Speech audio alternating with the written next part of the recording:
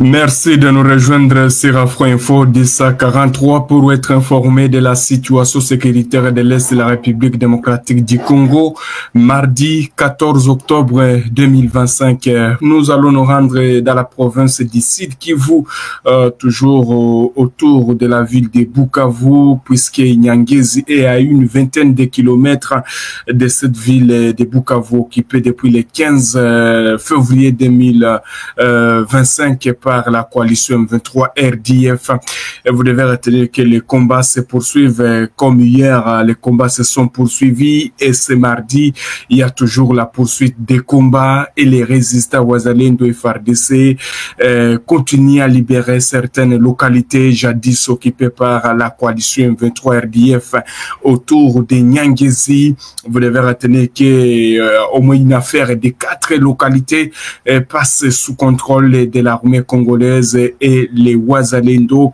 Vous devez retenir, chers téléspectateurs d'Afro Info de 43, que cela arrive après de rudes affrontements ayant opposé la coalition M23 RDF aux forces armées de la République démocratique du Congo à Nyangezi. Alors, les villages suivants ont été récupérés par l'armée congolaise appuyé par les résistants Wazalendo. Vous devez retenir, chers téléspectateurs d'Afro Info 1043, que l'armée congolaise a réussi à récupérer les villages de Bangwe. À part Bangwe, il y a aussi Moucheni. À part Moucheni, il y a donc Bwenda. À part Bwenda, il y a Moulende. À part Moulin, donc ce sont les 4 localités qui ont été récupérées par l'armée congolaise et les résistants Wazalendo après des intenses combats contre la coalition RDF M23. Vous devez retenir, chers téléspectateurs d'Afro Info 1043, que les combats sont toujours en cours et ces combats sont actuellement en cours dans les villages qu'on appelle Kahinga. Voilà, donc c'est à Kahinga où il y a des combats qui sont en cours et que ces combats toujours opposent l'armée congolaise qui tente maintenant de percer pour se retrouver dans le centre de Nyangezi. En cas de cette victoire au niveau de la localité de Kahinga, donc Nyangezi centre pourrait passer dans les mains des résistants Wazalendo et des forces armées de la République démocratique du Congo. Un journaliste qui est à la qui est dans la zone confirme cette information. Elle affirme que la présence des forces de Wazalendo et des forces armées de la RDC donc est observé du côté de Bangwe, Moucheni, Bwenda. Toutes ces localités ont été donc ont été reprises encore après des rudes combats contre la coalition M23 RDF. Vous êtes nombreux à nous suivre. En tout cas, vous devez retenir que Nyangezi est à une vingtaine de kilomètres de la ville de Bukavu, dans la partie sud-est toujours de cette ville. Et là, c'est sur la route qui mène vers donc Walungu, dans le territoire de Walungu, vers Kamanyola, les Wazalendo aussi qui continuent et qui ne cessent de toujours de revenir un jour dans cette ville de Bukavu occupée depuis le 15 février de l'année Tankourou. Pendant ce temps, toujours les forces armées de la RDC ont réussi à récupérer donc toujours plusieurs localités, hein, donc depuis hier, depuis avant-hier jusqu'à hier, il y a beaucoup de localités du Sud Kivu qui ont été donc reprises par l'armée congolaise.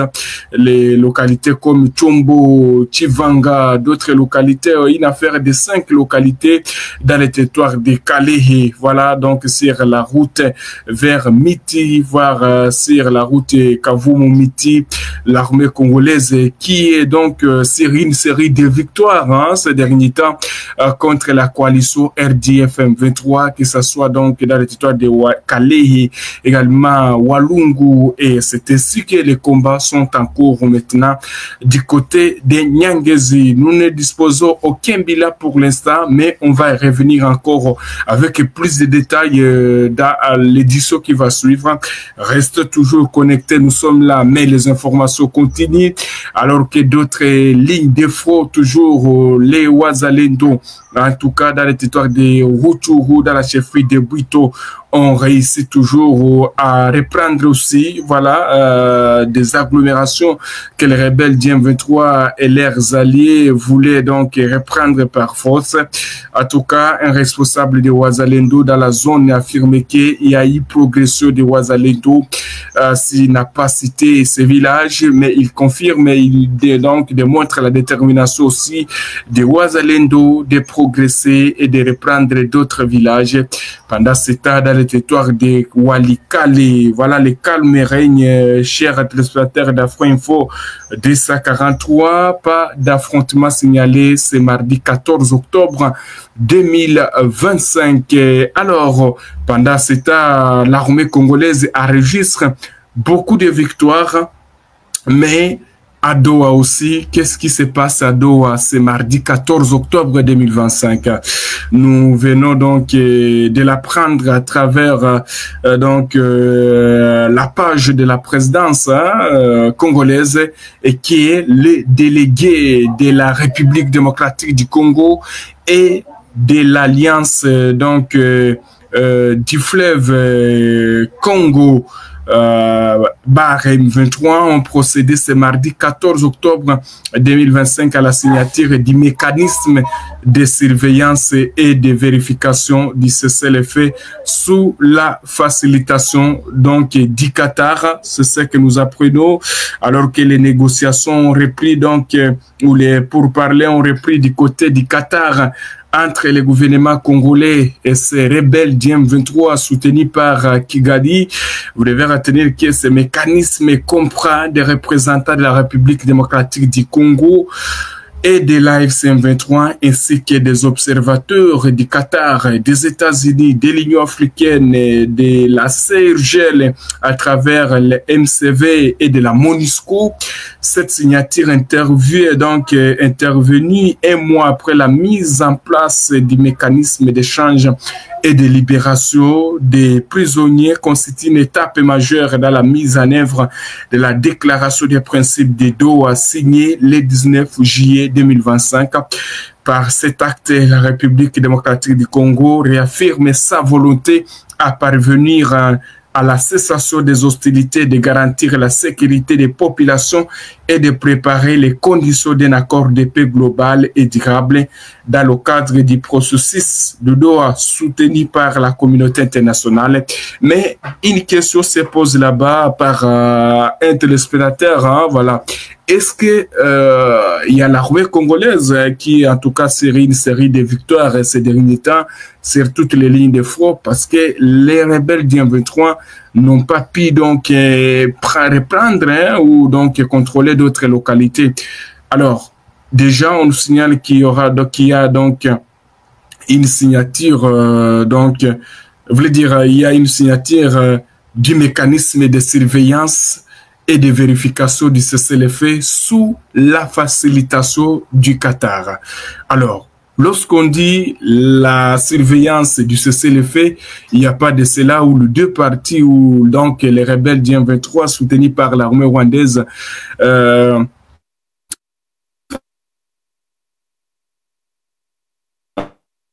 encore s'effriter pour les rebelles qui ont pris donc pas mal de localités. Encore les choses reviennent. On ne sait pas qu'est-ce qui va se passer, qu'est-ce que Doha va apporter. Beaucoup des observateurs se posent. C'est là, il y a toujours des réunions, les pourparlers qui se poursuivent, mais jusque-là, sur le terrain, il y a les rebelles qui ne cessent d'attaquer l'armée congolaise et les Ouazalendo. Le cessez-le-feu n'est pas respecté. Disent les Anglais, on ne sait pas qu'est-ce qui va se passer, mais les combats se poursuivent toujours, chaque jour. Vous voyez, aujourd'hui, on signale qu'il y a donc les délégués de la RDC et de cette rébellion qui procèdent à la signature du mécanisme de surveillance et de la vérification du cessez-le-feu. Mais les combats sont en cours au moment où je suis en train de vous informer. Demain encore, le soir, dans les airs. Donc, chaque jour, ce sont toujours des affrontements qui oppose la coalition RDFM 23 aux forces gouvernementales. On se pose la question, qu'est-ce qui va se passer? Qu'est-ce que Doha va amener? Qu'est-ce que Washington va amener? En tout cas, On croise les doigts, donc voir qu'est-ce qui va se passer toujours, mais les combats s'intensifient, les civils continuent à fuir leurs habitations, il y a toujours donc des attaques contre la population, dans les retours où il y a des maisons qui sont incendiées chaque jour. On incendie toujours les maisons des paisibles citoyens. Massissi, c'est la même donc situation qui est observée. Alors, qu'est-ce qu'il faudrait faire? Est-ce que faudrait-il encore continuer si donc la voie diplomatique devrait continuer ou la voie militaire? Toutes ces questions sont posées par certains Congolais et Congolaises qui se posent réellement.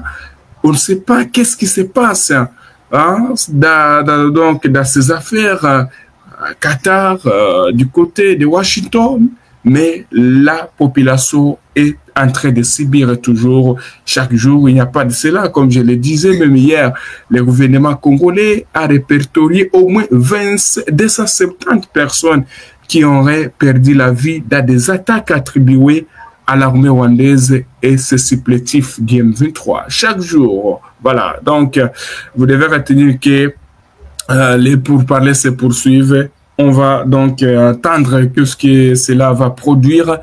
Merci beaucoup à tous nos téléspectateurs qui nous ont suivis sur toutes nos plateformes. Nous vous disons merci. Restez connectés, les informations continuent. On va revenir encore, si telle est la volonté dédiée, pour vous donner d'autres informations concernant l'Est de la République démocratique du Congo. À tous et chacun, bon mardi. Nous sommes arrivés à la fin de cette édition. Merci à vous de nous avoir suivis jusqu'ici. Si vous avez apprécié ces contenus, n'oubliez pas de vous abonner à notre chaîne, d'activer la cloche de notification pour ne rien manquer de nos prochaines vidéos. Likez et partagez cette vidéo. On se retrouve très prochainement. À bientôt.